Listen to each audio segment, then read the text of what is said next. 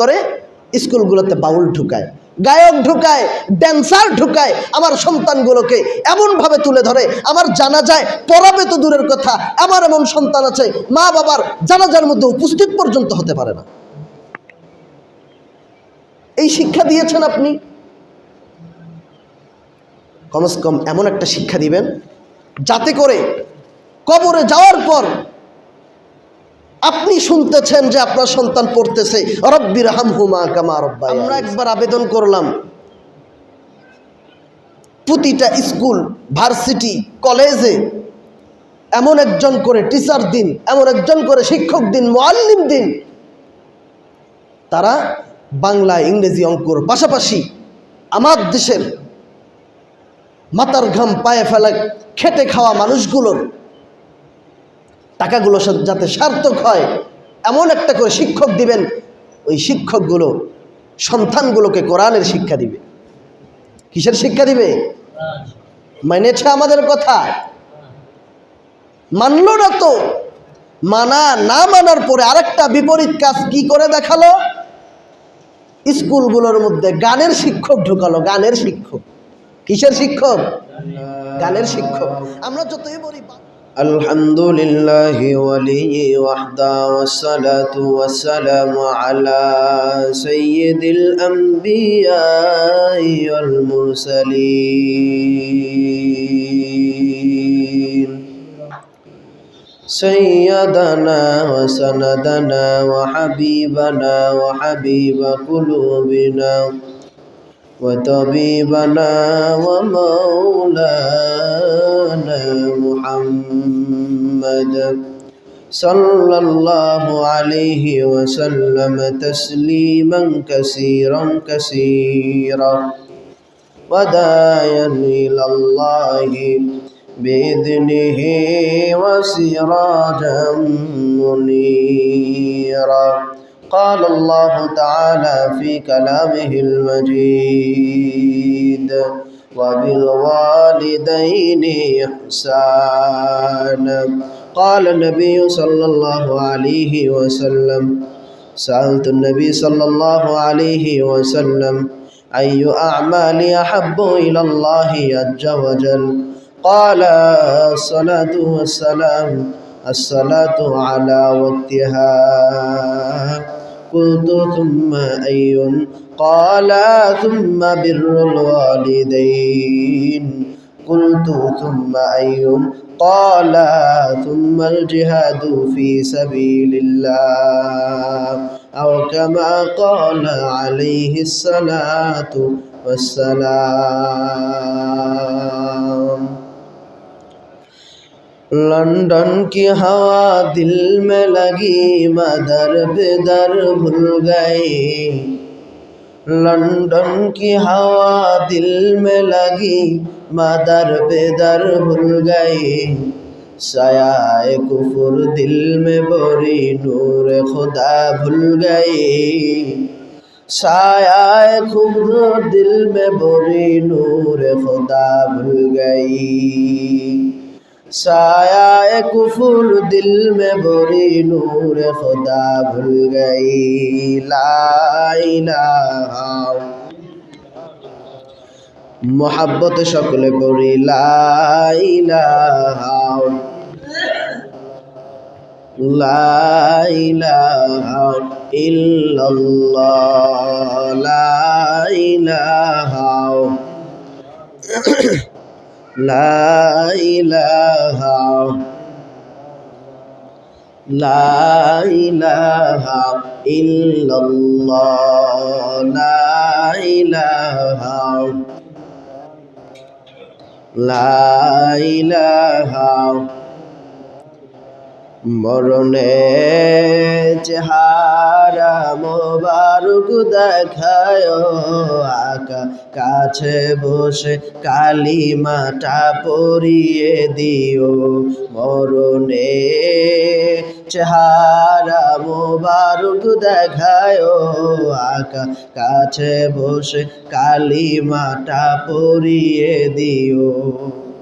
রওজা মোবারকে বারবার নিও মোবারক কদমে চুমিতে দিও আকা রওজা মোবারকে বারবারে নিও মোবারক কদমে চুমিতে দিও আকা রুহুটা বের হতে হাসিটা দিও আকা রুহুটা বের হতে হাসিটা দিও তোমার মোবারক হাত আমার কপালে দিও জোরে লা ইলাহা ও লা ইলাহা লা ইলাহা লা ইলাহা ইল্লাল্লাহ নৌকা চলে না মাঝি সারা নৌকা চলে না মাঝি সারা গাড়ি চলে না ড্রাইভার ছাড়া দুনিয়া চলে না আল্লাহ ছাড়া জোরে লা ইলাহা লা ইলাহা জোরে লা ইলাহা ইল্লাল্লাহ লা ইলাহা পৃথিবীর প্রথম ঘর কোরআনে বাক্কা বন্ধুর নাম মিম দ্বারা করেছেন মাক্কা আল্লাহ হু আল্লাহ হু আল্লাহ হু আল্লাহ আল্লাহু আল্লাহু আল্লাহু আল্লাহ পৃথিবীর প্রথম ঘর কোরআনে বাক্কা বন্ধুর নাম মিম দ্বারা করেছেন মাক্কা। আল্লাহ রাব্বুল আলামিনের দরবারে শুকুর যে আল্লাহ তাআলা আমাদেরকে সমস্ত প্রকার দুনিয়াবি কাজ থেকে ফারেক করে আল্লাহর ঘর মসজিদে এসে বসে কিছু কথা বলার কিছু কথা শোনার তৌফিক দান করলেন। এজন্য আমরা কালিমাতুশ শুকুর আদায় করি, সকলে পড়ি আলহামদুলিল্লাহ। রাসূলুল্লাহ সাল্লাল্লাহু আলাইহি ওয়াসাল্লামের প্রতি সংক্ষিপ্ত দরুদ সকলে পড়ি সাল্লাল্লাহু আলাইহি ওয়াসাল্লাম। মুহতারাম হাজিরিন, আপনাদের সামনে একটি আয়াতে কারিমা তেলাওয়াত করেছি, একটি আয়াতে কারিমার অংশ তেলাওয়াত করেছি। আল্লাহ নবীর হাদিস থেকে বুখারীর বর্ণনা, সেখান থেকে একটি হাদিস পাঠ করেছি। আল্লাহ যদি শানে হাল হন, উক্ত আয়াত এবং হাদিসকে সামনে রেখে কিঞ্চিত পরিমাণ আলোকপাত করার প্রয়াস চালাবো। আমার তৌফিক ইল্লা বিল্লাহ। প্যারা হাজিরিন, আমরা দুনিয়াতে এসেছি, আল্লাহ পাঠিয়েছেন আমাদেরকে। কে পাঠিয়েছে? আল্লাহ পাঠিয়েছে। আমরা দুনিয়াতে আসলাম কার মাধ্যমে? মা বাবার মাধ্যমে। কার মাধ্যমে? মা বাবার মাধ্যমে। আল্লাহ তাআলা আমাদেরকে দুনিয়াতে পাঠিয়েছেন নিজের মা এবং বাবার মাধ্যমে। বর্তমান দুনিয়াটা এমন হয়ে গেছে, দুনিয়া একদিকে, মা বাবা আর একদিকে। সন্তান দুনিয়াকে ধরে, না হলে মা বাবাকে ধরে। বর্তমান জামানায় মা বাবাকে এমন চোখে দেখে যে তাদের কাজ ছিল আমাকে দুনিয়াতে আনা, ওদের মাধ্যমে আমি দুনিয়াতে আসছি, ওদের কাজ শেষ, আর ওদের কোনো কাজ নেই, আমারও কোনো কাজ নেই, আমি আমার মতো চলবো, মা বাবার মতো চলবো। কিন্তু এটা না। আল্লাহ কালামুল্লাহ শরীফের মধ্যে বলেন, আল্লাহ কোরআন শরীফের মধ্যে মা বাবার সম্মান বর্ণনা করতেছেন যে তোমরা মা বাবার সাথে সদাচরণ করো। তোমাদেরকে যে তোমাদের মা বাবা দুনিয়াতে নিয়ে আসলো, মাধ্যম তারা তোমাদেরকে দুনিয়াতে রাখলো, এটাই ক্ষান্ত নয়, তোমাদের উপর অনেক দায়িত্ব আছে পিতামাতার উপর। আল্লাহ রাব্বুল আলামিন জানায় দেয়, ওয়াবিল ওয়ালিদাইনি ইহসানা। আল্লাহ বলেন, পৃথিবীর মানুষেরা তোমরা মা বাবার প্রতি সদাচরণ করো, সুন্দর আচরণ করো, ব্যবহার ভালো করো। আমাদের বর্তমান জামানায় এমনও কুলাঙ্গার সন্তান আছে, মারে কষ্ট দেয়, বাবারে কষ্ট দেয়। কষ্টের কথা বাদ দিলাম, বর্তমান সমাজে এমনও সন্তান আছে মায়েরে গালিগালাজ করে, বাবারে গালিগালাজ করে। গালিগালাজ কথাও বাদ দিলাম, এমনও সন্তান আছে মায়ের গায়ে হাত পর্যন্ত উঠায়। সন্তান নিজের হাত দিয়া বাবারে আঘাত করে, মায়েরে আঘাত করে। অনেক মা বাবা তো এমন আছে যে সন্তান যদি হাত দিয়ে আঘাত করে তাও ভালো, জবান দিয়া যেন একটা কথা না বলে।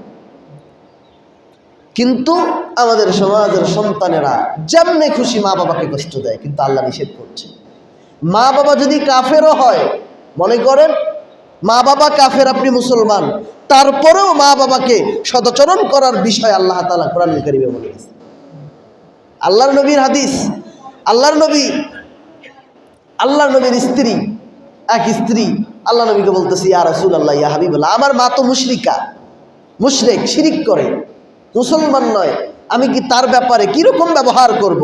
আল্লাহর নবী বলেন যে সে মুশরিকা হতে পারে, সে তোমার মা, তার আদর আপ্যায়ন সম্মান মর্যাদা তুমি ধরে রাখো। হাদিসের বাণী।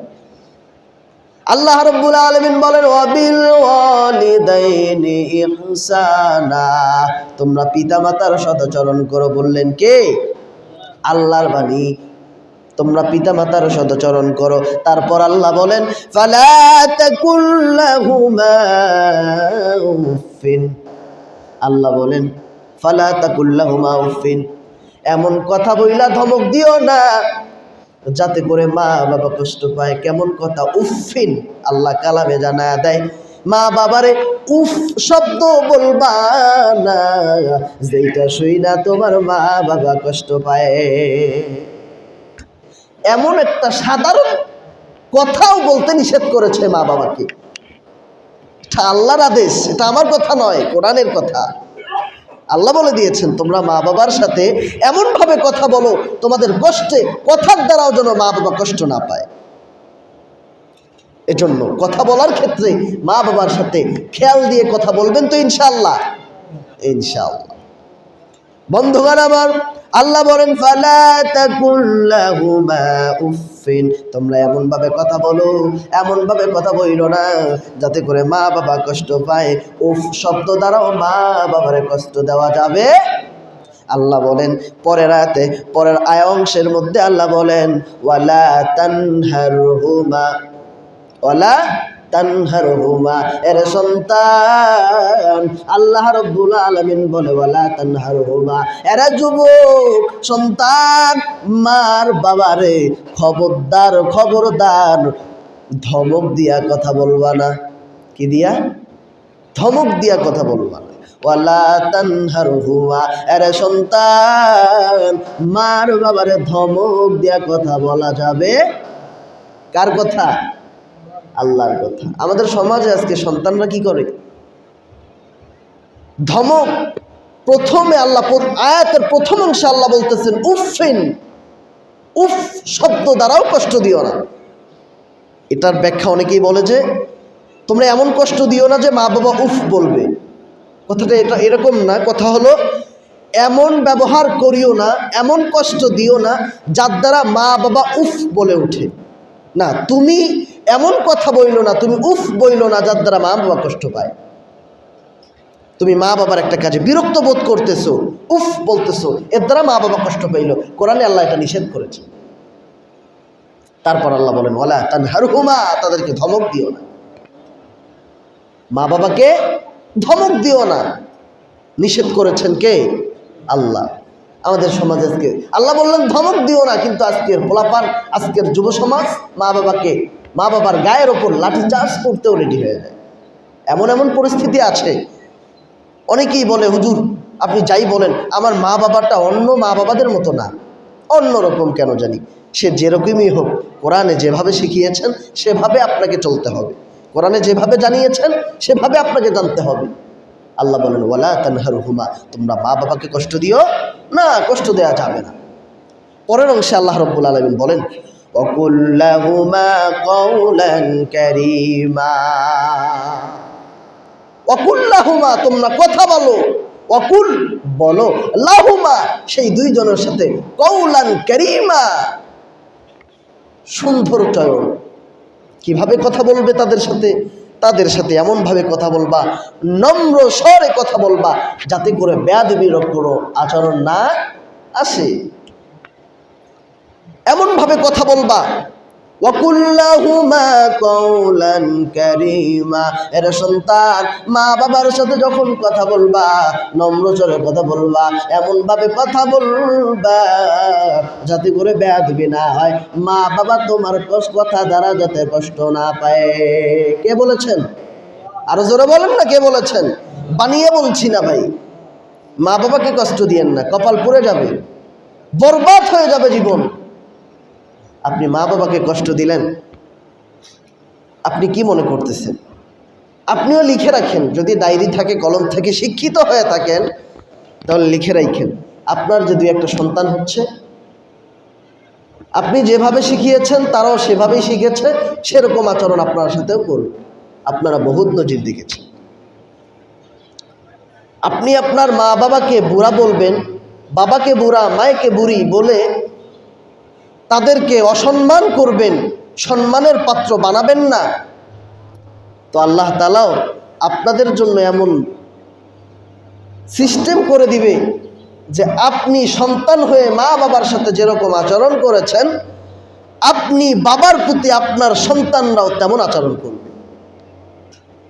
এজন্য কি করতেছেন না করতেছেন, নিজে সহ্য করতে পারবেন কি না, এটা ভাইবা শুই না মা বাবার কষ্ট দিয়ে। এক এলাকায় একটা বানর গেছিল, বানর দেখেন যে বানরওয়ালারা খেলা দেখায় বানর নিয়ে, বানরে অনেকে অনেক কিছু খাইতে দেয়। একজন একটা খাবার দিছে, উদাহরণটা বুঝার জন্য দিচ্ছি, ফল দিছে খাইতে, তো বানর ফল নিয়া মুখে না খাইয়া সে পিছনের রাস্তা দিয়া মাপ নিচ্ছে, যেটা আমি বের করতে পারবো কিনা। তখন বানরওয়ালাকে জিজ্ঞাসা করা হলো যে আপনি, আপনার বানর এরকম আচরণ করলো কেন? তখন লোকেরা বলতেছে, তখন ওনার মালিক, বানরের মালিক বলে, না বুঝে এই ফলটা খেয়ে ফেললো, সে বের করতে পারবে কিনা এটা তো তাকে দেখতে হবে। এজন্য আপনিও না বুঝে মা বাবারে কষ্ট দিয়েন না, এই কষ্টগুলা নিজে সহ্য করতে পারবেন কিনা ভাইবা চিন্তা করে তারপর মা বাবাকে কষ্ট দিবেন, নয়তো আপনার সন্তান আপনাকে তেমনিভাবে কষ্ট দিবে। একটা থাপ্পড় আপনি মা বাবার গালে দিবেন, 10টা থাপ্পড় একটার বিপরীতে আসবে।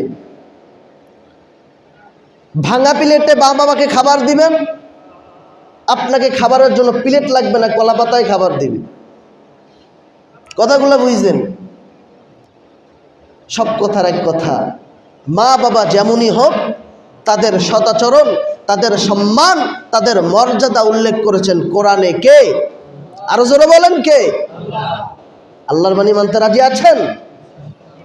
তারপরে আয়াতে আল্লাহ বলেন, অকফিদ লাহুমা জুনাহাদ-দুল্লি মিনার রাহমাতি। তাদের সামনে বড় হইতে যাইও না, মা বাবার সামনে বড় হইতে যাইও না, নত হয়ে যাও, মা বাবার সামনে নিজেকে বিলীন করে দাও।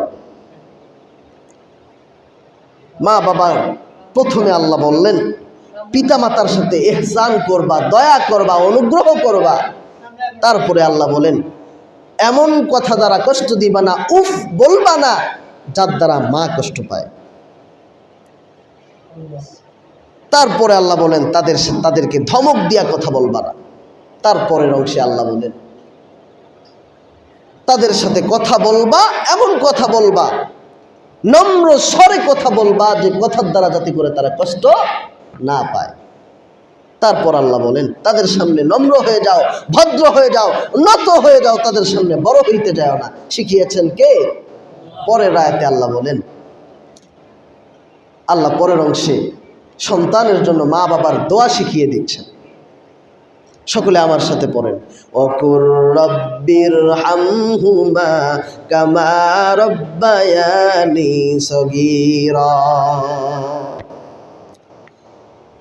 আল্লাহ রাব্বুল আলামিন বলেন, এ সন্তান, প্রথমত মায়ের উপর বাবার উপর ইহসান করো, দ্বিতীয়ত মা বাবাকে সম্মান দাও, মা বাবার সাথে নম্র স্বরে কথা বলো, মা বাবাকে ধমক দিও না, মা বাবার সাথে নিচু হয়ে যাও, মা বাবার সামনে নত হয়ে যাও। তৃতীয়ত আল্লাহ আদেশ করে, ও সন্তান মা বাবা চলে যাবে কিংবা থাকবে, হাতটা উঠাইয়া মুনাজাতে পড়বা, রব্বির হামহুমা কামা রব্বায়ানি সগীরা ওকুর রব্বির হামহুমা। আল্লাহ বলে বলো, হাত উঠা বলো, রব্বির হামহুমা, ওগো রব রহম করেন দুইজনের প্রতি, কামা রব্বায়ানি সগীরা, যেমনই ভাবে আমি যখন শৈশবকালে ছিলাম, ছোট্ট ছিলাম, বাচ্চা ছিলাম, যেভাবে আমার প্রতি অনুগ্রহ করেছে, প্রতিপালন করেছে, আমার সেবা যত্ন করেছে, ওগো রব যেমনই ভাবে আমার প্রতি ইহসান করেছি, আপনি রব আমার মা বাবার প্রতি রহম করেন। দোয়া শিখিয়েছেন কে? আল্লাহ দোয়া শিখিয়ে দিয়েছেন। তো মা বাবার জন্য সন্তান দোয়া করবে, কখন দোয়া করবে? সন্তানটাকে তো হাত উঠায়া জানতে হবে রব্বির হামহুমা কি জিনিসটা, এটার অর্থ কি, এটার মর্ম কি, শানে নজুল কি, কোত্থেকে আসলো এটা। সন্তান যখন জানতে না পারবে, পড়বে কেমনে? জানার মাধ্যম কি? বর্তমান স্কুল কলেজ ভার্সিটিগুলোতে কি কোরআন দিয়া বসায়া বসায়া মা বাবার মর্যাদা সম্পর্কে বয়ান করা হয়? পক্ষান্তরে কি করা হয়? করে স্কুলগুলোতে বাউল ঢুকায়, গায়ক ঢুকায়, ড্যান্সার ঢুকায়, আমার সন্তানগুলোকে এমনভাবে তুলে ধরে, আমার জানাজায় পড়াবে তো দূরের কথা, আমার এমন সন্তান আছে মা বাবার জানাজার মধ্যে উপস্থিত পর্যন্ত হতে পারে না। এই শিক্ষা দিয়েছেন আপনি? কমসে কম এমন একটা শিক্ষা দিবেন যাতে করে কবরে যাওয়ার পর আপনি শুনতেছেন যে আপনার সন্তান পড়তেছে রব্বির হামহুমা কামা রব্বায়ানি। কখন শুনবেন এখানে আপনার এই কথা? যখন আপনার সন্তানটা দিনের শিক্ষায় শিক্ষিত হবে। প্যারে হাজির, অহংকার তাকাব্বুরের বিষয় নয়, বিষয় হলো আপনার সন্তানকে আপনি যাই বানান না কেন, কথাটা বারবার বলি, পুলিশ, ইঞ্জিনিয়ার, ডাক্তার, অ্যাডভোকেট, যা বানান আপনার সন্তানকে, বাধা নেই। কথা হলো একটা, আপনার সন্তান পুলিশ হয়ে যাতে করে আপনার জানাজা পড়তে পারে। সমস্যা কোথায়? ডাক্তার আপনার সন্তান, ডাক্তার হয়ে মা বাবার জানাজা পড়াবে সন্তান, কেন পারবে না? পারতে হবে। কোরআনে কি আল্লাহ শুধু আয়াতগুলো হুজুরদের জন্য দিছে? কথা বলেন না কেন? হুজুরদের জন্য, সবার জন্য দিয়েছেন। মহতারাম হাজিরিন, এজন্য আপনি আপনার মা বাবার সাথে সদাচরণ করবেন, মা বাবার সাথে সুন্দর আচরণ করবেন, সুন্দর ব্যবহার করবেন। আর আপনার সন্তান, আপনার মা বাবা হয়তো বোঝে নাই, আপনাকে দিনের শিক্ষা দেয় নাই, আপনি তো বুঝেন। আপনি বুঝার পর আপনার সন্তানকে রেখে যাবেন দিনের শিক্ষায়, শিক্ষিত করে রেখে যাবেন, যাতে করে আপনি মারা যাওয়ার সাথে সাথে কোনো হুজুর লাগবে না।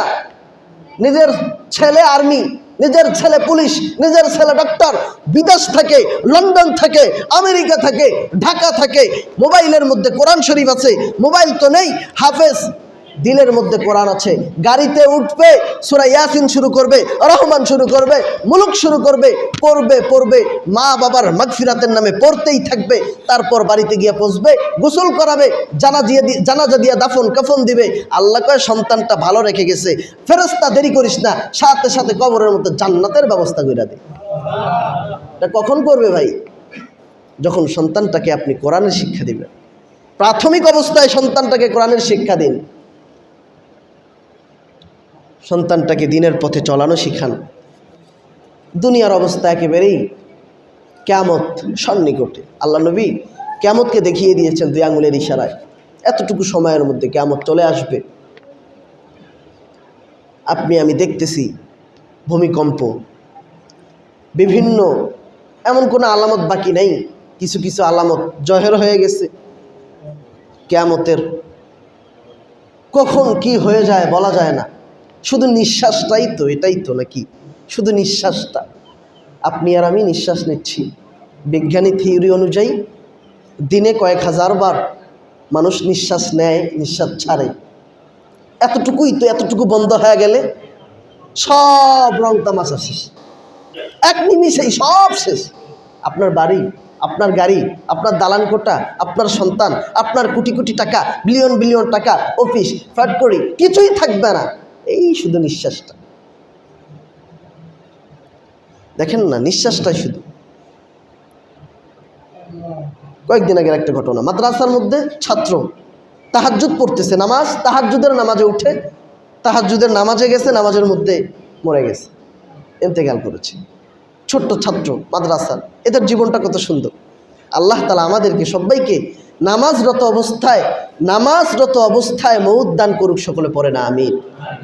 বলতেছিলাম ভাই ও দোস্ত, প্রথম শিক্ষা হলো কোরআনের শিক্ষা। এই কোরআনের শিক্ষা কখন আসবে? যখন আপনার সমাজে সমস্ত আইনকে বাদ দিয়া কোরআনের আইনকে প্রাধান্য দিবে, কোরআনের আইনকে সামনে বাড়িয়ে দিবে। আমার একটা প্রশ্ন, প্রথম কথা, এটার থেকে আরেকটা বিষয়ে যাই। বর্তমান সময়ের সব থেকে আলোচিত সমালোচিত একটি দলটির নাম হলো বিএনপি। আমি কারো বিরোধিতা করি। বিএনপি বলেন তো, মুসলমান না অন্য ধর্মের? বিএনপি মুসলমান? কথা বলতে হবে। বিএনপি, জামাত, এনসিপি, চরমোনাই, সব দলের লোক যদি মুসলমান হয়, মুসলমানদের ধর্মীয় গ্রন্থের নাম কি? জোরে বলেন না কেন? কি? কোরআন। সব ধর্মের লোক মুসলমান, এদের প্রাণের ধর্মের গ্রন্থ হলো আল কোরআন। তাহলে সবাই মুসলমান হইয়া সবার প্রিয় আল কোরআনটা কেন সংসদে যাইতে পারবে না? কেন পারবে না? প্রশ্ন তো এখানে। সবাই মুসলমান, মুসলমানদের ধর্মগ্রন্থ হলো আল কোরআন। এই কোরআনকে বাদ দিয়া মাইনাস করে রাষ্ট্রীয় ধর্ম ইসলাম ছাড়া অন্য কিছু কেন হবে? এজন্য বলবো বন্ধুগণ আমার, ওলামা ইকরাম এক হয়ে গেছে।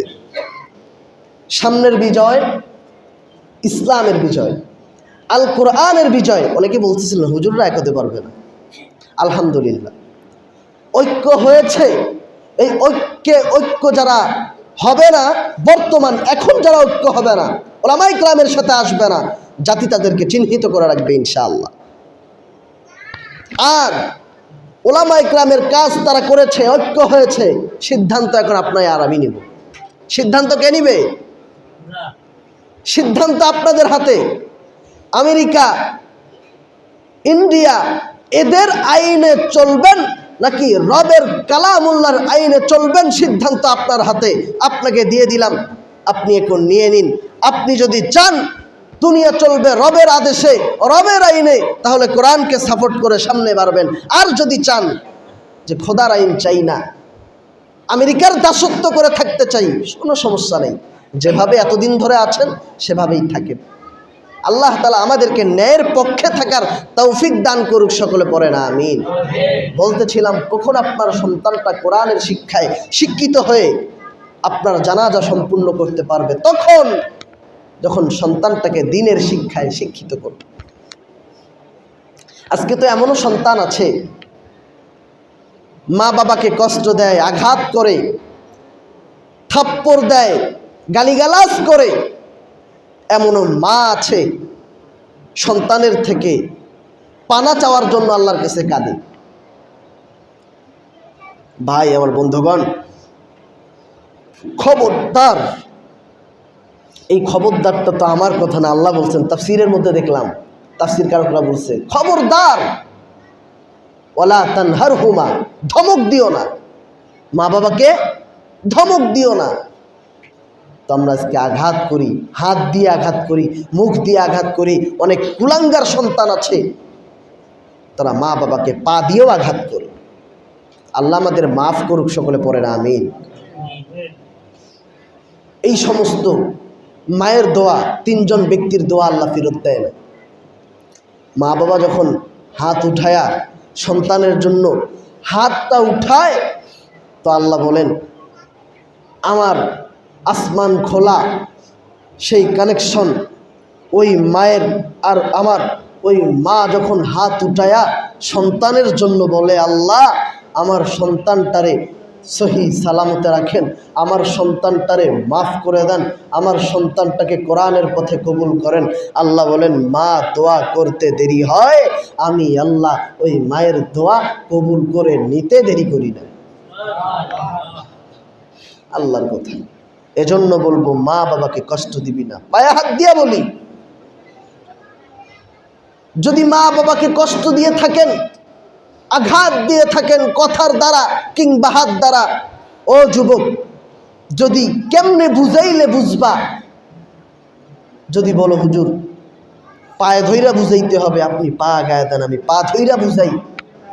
আপনি আপনার মায়ের কাছে গিয়া আজকে যাবেন কিংবা দূরে আছে ফোন দিবেন, খোঁজ খবর নেবেন, বলবেন মা ভুল করেছি, তোমাকে কষ্ট দিয়েছি, ভুল করেছি, তোমাকে আঘাত দিয়েছি, ও মা মেহেরবানি করে আমাকে কি একবারের জন্য মাফ করা যায় না?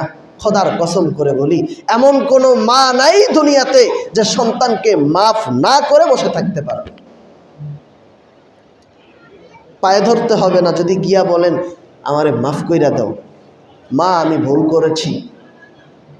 গ্যারান্টি দিয়া বলি দুনিয়ার জমিনে এমন কোনো মা নাই যেই মাটা নিজের সন্তানকে দূর করে তাড়া দিবে, বুকে আগলায় নিবে, বুকে জোরে ধরবে, বলবে বাবা মাপ চাওয়ার কোনো দরকার নাই, তুই আমাকে যতই কষ্ট দিস না কেন, আমি রবের দরবারে তোমার মাগফিরাতের জন্য আল্লাহর কাছে দোয়া করতে দিই। এটাই হলো মা। এজন্য বলবো যুবকদেরকে, আপনারা মায়ের কাছে গিয়া একটু নত হইয়া মায়ের কাছে দোয়া নেবেন, হাতটা বাড়া দোয়া নেবেন। মায়ের যেমন দোয়া লাগে, মায়ের বদ দোয়াও কিন্তু সাথে সাথে লেগে যায়। মা বাবার বদ দোয়া মুখ থেকে দেওয়া লাগে না, মুখ দিয়ে বলা লাগে না। মা বাবার এই বদ দোয়াটা মুখ থেকে বলা লাগে না, একটু কষ্ট পাইলেই আল্লাহর আরশ কেঁপে ওঠে, মা বাবাকে কষ্ট দিচ্ছে। এজন্য বন্ধুগণ আমার বুঝেন, আপনার ছোট্ট কালে আপনি যখন একা ছিলেন, আপনার পাশে কেউ থাকে না, একটু গভীর মনোযোগ দিবেন। যখন সন্তান অসুস্থ হইয়া যায় তখন মা পেরেশান হয়ে যায়, সন্তানের গরম লাগে মা পেরেশান হয়ে যায়, পাখা দিয়া বাতাস করে। সন্তানের যখন ঠান্ডা লাগে মা পেরেশান হয়ে যায়, নিজের গায়ে কাঁথা নাই, কম্বল নাই, সন্তানটারে সুরক্ষিত রাখে। সন্তান অসুস্থ, মা পেরেশান, সারা রাত্র শুয়ে আছেন, মা ঘুমায় না, মা আপনার পাশে দাঁড়ায়া বসে বসে আপনার সেবা যত্ন করে।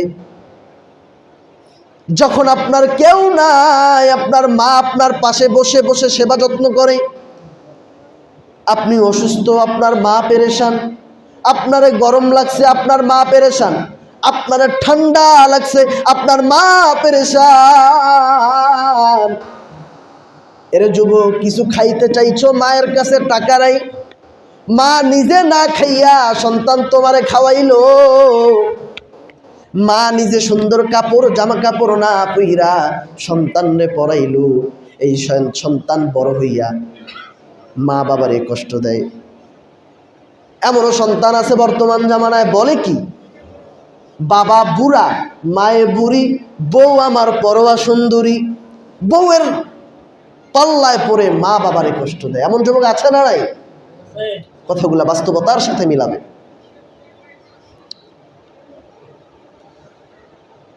মা এমন একটা বস্তু, সবাই স্বার্থের জন্য ভালোবাসে, মা স্বার্থ ছাড়া ভালোবাসে। আপনারা অনেকেই বলবেন আমার শাশুড়িও তো আমাকে ভালোবাসে, অনেক ভালোবাসে। কেন, কেমন ভালোবাসে? আপনি বাসার মধ্যে যাবেন, স্ত্রীর একটা ভুল পাইছেন, ইচ্ছা মতো পিটাবেন, স্ত্রীকে পিটায়া ঢাকা মেডিকেল কলেজে ভর্তি করাবেন, করানোর পর সাথে সাথে শ্বশুর বাড়িতে যাবেন, গিয়া বলবেন আপনার মেয়ে আমার স্ত্রীর ইচ্ছা মতো পিটাইছি, পিটাইয়া হসপিটালে ভর্তি করে আইছি, আমার মুরুখ জব করে খাওয়ান দেন। খাওয়াইব না, ঝাড়ু নিয়ে দরন দিব, ঝাড়ু দিয়া পিটাবে, ইচ্ছা মতো পিটাবে, কারণ আপনাকে জামাই হিসেবে ভালোবাসে ততক্ষণ যতক্ষণ শ্বশুর আর শাশুড়ির মেয়ে আপনার কাছে নিরাপদ থাকবে। স্বার্থ, মেয়ে নিরাপদ নাই, জামাইকে আর জামাই হিসেবে সমর্থন করবে না, জামাইকে জামাই হিসেবে সম্মান করবে না, পিটায়া সম্মান করবে। কিন্তু মা আপনাকে যে লালন পালন করলেন, 10 মাস 10 দিন গর্ভে ধারণ করলেন, কয় টাকা ভাড়া নিছেন? মায়ের ছোট্ট একটা পেটের ভিতরে আমাদের জায়গা হয়, কিন্তু দুনিয়াতে আসার পর আমাদের বাড়ি গাড়ি দালান কোঠা এতগুলো ব্যাংক ব্যালেন্সড, এত টাকা পয়সা, এতগুলোর মধ্যে আমার ছোট্ট ওই বয়স্ক মাটার জায়গা হয় না। আফসোস মাল, আফসোস। খুবই দুঃখের সাথে বলতাম, মায়ের ছোট্ট পেটের মধ্যে আমাদের জায়গা হলো, কিন্তু মায়ের ছোট্ট পেটের মধ্যে আমাদের জায়গা হয়, আমাদের এত বড় একটা দুনিয়ার মধ্যে মায়ের জায়গা হয় না। আফসোস, বড়ই আফসোস বন্ধু, আফসোসের সাথে বলতে হয় মা বাবাকে কত পরিমাণ কষ্ট দিচ্ছি আমরা। আল্লাহ আমাদের মাফ করুক, সকলে পড়েন আমিন। আল্লাহর নবীর হাদিস, বুখারীর বর্ণনা, বুখারীর বর্ণনা, খণ্ড নম্বর 1, পৃষ্ঠা নাম্বার 883, হাদিস নং 5977।